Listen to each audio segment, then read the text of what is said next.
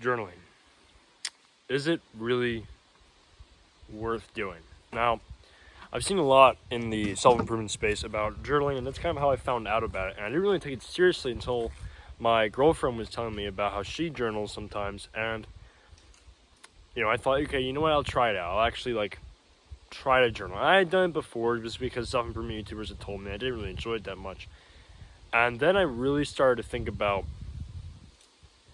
how I was journaling and what it can actually do for me and how it can serve me. Now, I know it sounds silly, what do you mean, Bob, man? You want me to journal? What are you talking about?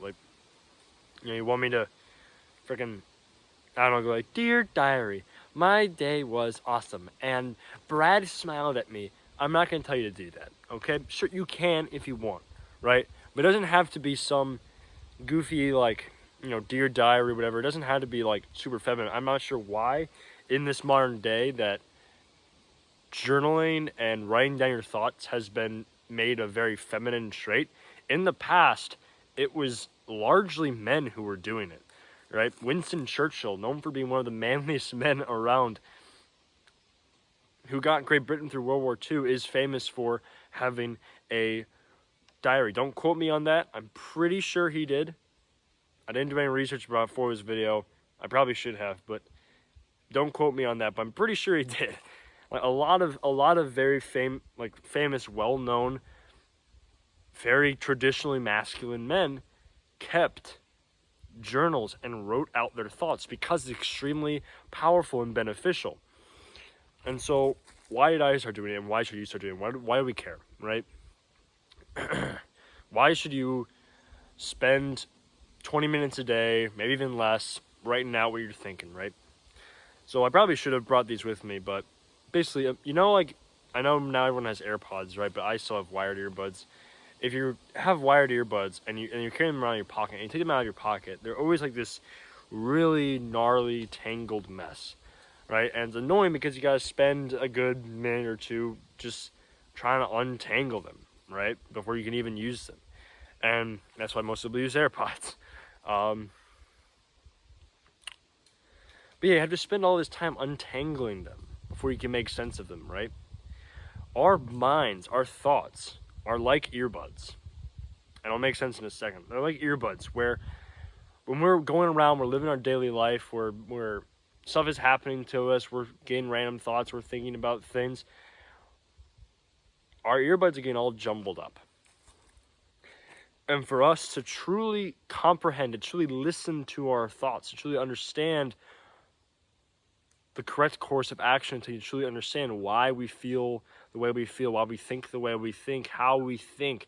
That's something very powerful that I've begun to realize through journaling, is how I think, how I process things. For us to start to make sense of that, we had to untangle our earbuds. And every time we journal, every time we really dive deep and start to think deeply about what's going on in our lives and how we're processing things, that's when we start to pull on that and start to untangle it and start to unravel it and make sense of it. And eventually, if you journal enough, you'll get untangled, an untangled mind. That's the power of journaling. Now, there's two different types of journaling that I want to talk about this, and they're my two favorite types of journaling. Is the journaling I was just speaking about, where you're usually at the end of the day, you're just kind of, that's when I do it sometimes, is at the end of the day, I might just feel like, you know what, it's been kind of a weird day, kind of a rough day, I'm gonna journal. And you just sit down at a desk, or you can sit in bed, whatever you want to do, and just start writing about your day and how you're processing it, and think about the decisions you're making. And instead of sitting there and oh, why would I write it down? I can just think of it. Well, just thinking about it usually means you'll get distracted. Usually means you'll start thinking about some random thing that's completely irrelevant. And if you're doing it at the end of the day, you might even fall asleep. But if you're setting the attention, okay, right now I am going to sort this part of my life out. I'm going to right now try to make sense of what this part of my life, what's happening with this part of my life. Then you can sit down with that intention and actually write out your thoughts. And don't be that guy oh, well, why don't I just type on the computer? Or Or I can do it on my iPhone notes. Or I can text myself a text message. Like, dude, what is your version of pencil and paper? Just sit down with a pencil and paper or a pen, whatever you want to do. I don't care. You can actually get like a real journal like this that I have. This was given to me. Or you can just get random piece of paper. It doesn't matter. And just actually take the time to write it out. Right? Use your hands. Okay? Before we get out of here, another very powerful journaling practice that I really need to do more, and I kind of forget about it, and it's very powerful, and I really need to implement more in my life, is gratitude journaling. You really cannot get enough of gratitude journaling. It is incredibly, incredibly powerful. If you can in your busy life, just take some time in the morning. Just sit down and write at least just 3 things that you're grateful for, or more, it doesn't matter. Just 3 things that you're grateful for. It doesn't have to be anything big, it doesn't have to be anything crazy. And just write, I'm grateful for blank, right? I'm grateful for, and you might be thinking, well, I don't have anything to be grateful for. What am I going to be grateful for? Blah, blah, blah, blah.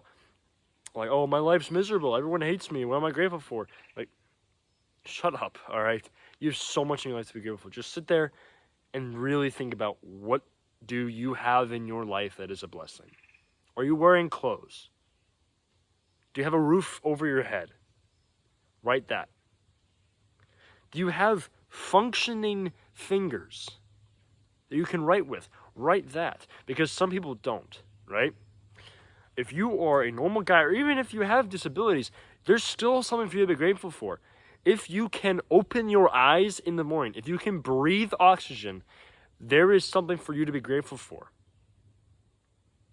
And when you recognize that, when you actually take the time to realize the blessings that you have in your life, you are literally setting your day up to be such a more positive and enjoyable day. And if you keep doing this, if you keep making this a habit, next thing you know, when next time something bad happens to you, you become that positive thinking guy. You become that person who thinks on the bright side of things. Instead of complaining about how horrible and miserable your life is, you become the guy who makes other people around you more happy, because you're able to see the goodness in the world around you, and a lot of people can't, and that's an incredibly valuable skill to have. To just be able to be grateful. So few people can do it, and it's such a valuable skill that everyone neglects. So, if you get anything out of this video, just journal, man. Just next time you're going through a rough time, maybe just write out your thoughts. Next time you're feeling like life is hard, maybe just list some things you're grateful for. And next thing you know, your moods change, your days change. And if you have a good day, then you have a good week. If you have a good week, then you have a good month, good year, good life, right? That's really all it takes. Journaling and practicing gratitude transform my mental health. I used to be a very Debbie Downer guy, and now I'm able to actually feel gratitude.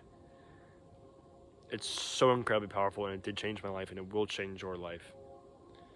That's all I got for today. God bless you, and stay wild.